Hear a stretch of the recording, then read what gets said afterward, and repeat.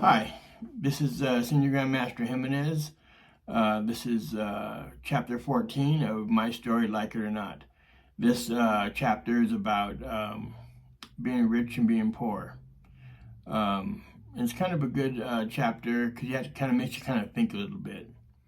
Um, if you've been poor and you've never been rich, you don't miss anything. But if you've been rich and you become poor, then that's when you feel it. But now, to get to the point about being rich and being poor, I'll give you an example on my end. Um, growing up and stuff like that, everybody wants to have the nice things. They want to have the Ferrari, the Rolls Royces, the limousines, the big mansion, all that stuff like that. People like dream about stuff like that. Um, and that was no different. Coming out, I was lucky. We did pretty well. But the problem was, in my case, is I got to the point that, and this goes with a lot of people that's kind of wealthier, has gone through this part of their life that they've had been lucky and made a few bucks. In my case, it was almost like a sickness. I would lay in bed at nighttime, or I'd sit in my office in my big giant house, and I'll think to myself, how can I make more money? Now again, I'm living in this huge house, just me and my wife at the time, and she's on one side of the wing of the house. I'm opposite on the other side of the wing of the house, and I would sit in my office until like 4:30 in the morning, and thinking, how much can I make? Like my goal at first was, I need to make 10,000 a month. When I made 10,000 a month, that wasn't enough. I need to make 15,000. 15,000, I made that. All the way up 20,000, 30,000, 40,000. When I hit the $50,000 mark a month, I'm still in my office or in my bed thinking, how can I make more money? I mean, my head just, I can't sleep at nighttime. That's how insane it got to the point. And of course, the more you make, the more you spend. But in my case, I did help a lot of people. Um, but then you get to the point that all that material stuff means nothing. That's all it is material stuff. Because with even all that stuff, I was still very lonely and was missing something. Now, again, I had my 4 children. I didn't have the 3 children I have now, so they didn't exist. So that wasn't on my mind. All was on my mind was, be honest with you, was making more money and playing poker and doing stuff like that. I even took kind of like a little break from the martial arts. I always was there to the martial arts, but I still took a little bit of a break. Um, but when I say poor, that doesn't mean like you're living in the street. I don't mean by poor like that. I mean talking about the average person that has to live paycheck by paycheck, and they don't have that luxury of just pissing away thousands of dollars at a casino or buying whatever they want because they've never had that, so they don't know what it is not to lose that. But what you want to do, you want to focus on the good things, like your family. In some cases, not in mine. Not my children, my brothers and sisters, stuff like that. My case was a little bit different.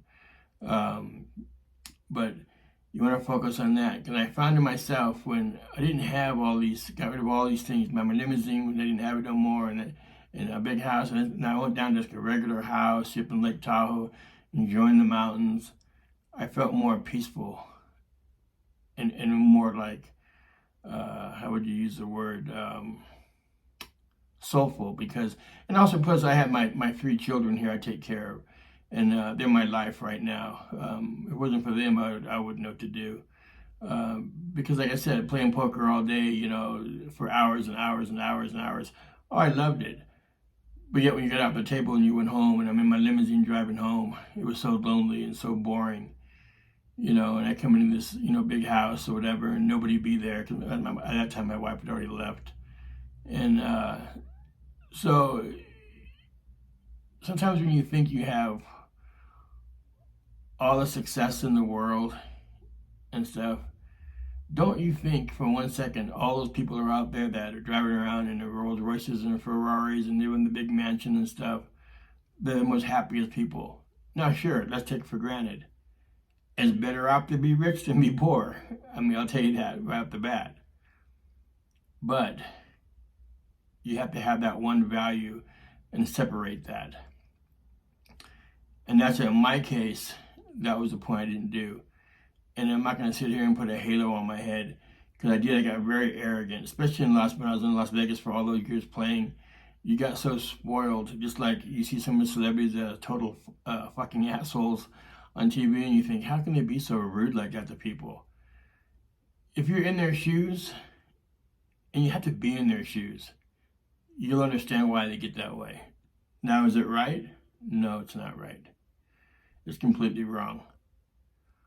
But I got to that point. You know, if one little thing was wrong in the casino, I made my butler go all the way down the stairs to get me a little thing of ketchup. You know, I was such a little whiny bitch about stuff like that. And that's, you know, and I'll be honest with you, I'm not going to sit here and go, oh, I wasn't that way. I was just as bad. You know, because you get spoiled so bad by the casino life and the casino people. I mean, everything you want, you get, no matter what it is. You want, you get. Okay?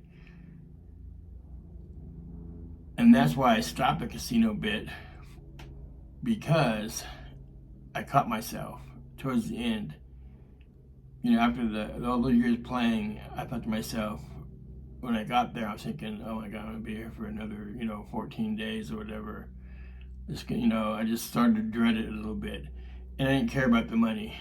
You know, we can win $50,000 and put it right back in the machine, or play it in one hand of poker, and who cares? You know, you lose track of the money. And so then I realized that, and so then I just had to pull away. And I had to come back down to earth, to the regular people. And that's where I kind of prefer it.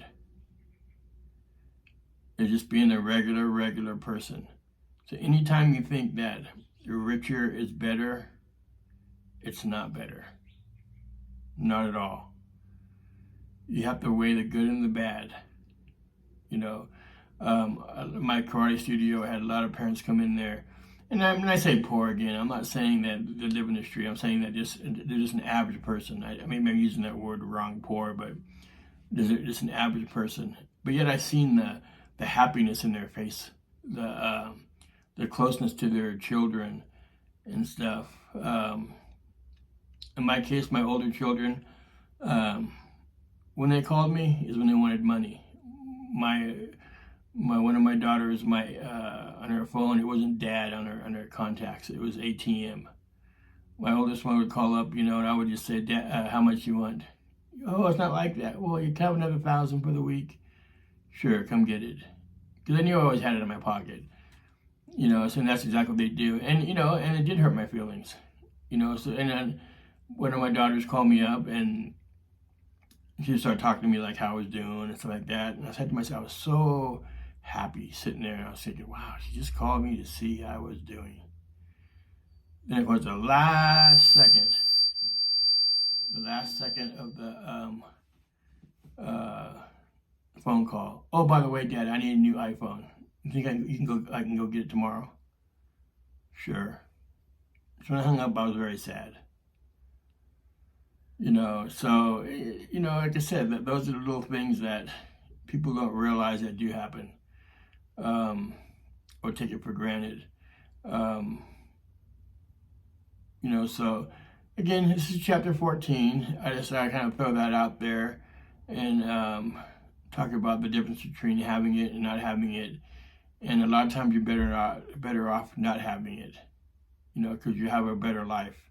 You might not have all the things, but what you have your children, you got your wife, your husband, or whatever you're married to, and you'll be able to enjoy it a little bit better. Again, it's better to be, to have money than to not have money. But just to focus on being rich and having all that stuff, you don't need to do that. When you're rich is when your kids come to you and go into your arms and give her a hug and not ask her anything, that just made you the richest man in the world. Just keep that in mind. This is chapter 14, My Story or Not. I'm Senior Grandmaster Jimenez, coming out of South Lake Tahoe. I hope you enjoy my video. And like I said, I made a special YouTube site for this the book. So do hit the like. There's only a couple likes on there, or subscribes. So I really didn't push it. But if you do, hit the subscribe button for me. All right, thank you.